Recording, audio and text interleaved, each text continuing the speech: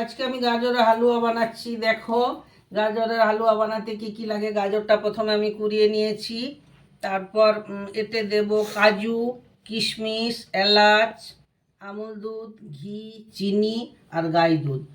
দুধটা গরম করে নিচ্ছি আর কড়াতে ঘি দেব গাজরটা ভাজার জন্য। গাজরটা দিয়ে নাড়াচাড়া করব। গাজরটা এবারে আমি ঘিয়ের মধ্যে নাড়াচাড়া করছি।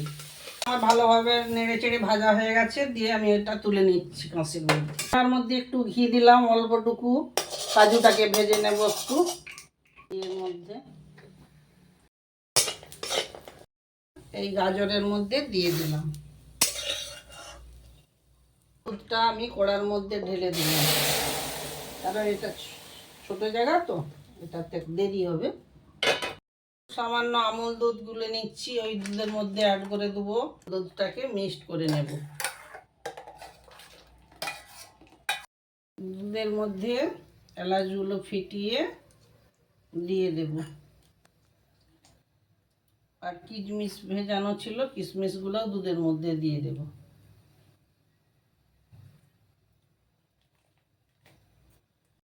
যতক্ষণ না ঘন হচ্ছে আস্তে আস্তে দুধটাতে জাল দিতে হবে। এইবারে এর মধ্যে গাজরটা অ্যাড করে দিলাম।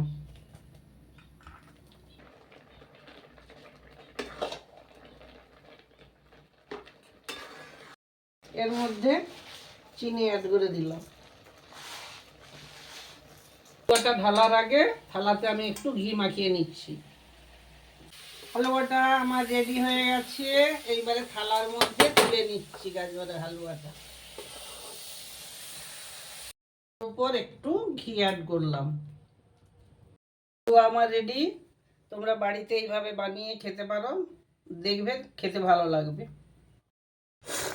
ভিডিওটা যদি তোমাদের ভালো লেগে থাকে, যদি ফেসবুক থেকে দেখে থাকো তাহলে লাইক কমেন্ট শেয়ার করে দিও, আর যদি ইউটিউব থেকে দেখে থাকো তাহলে সাবস্ক্রাইব করে দিও।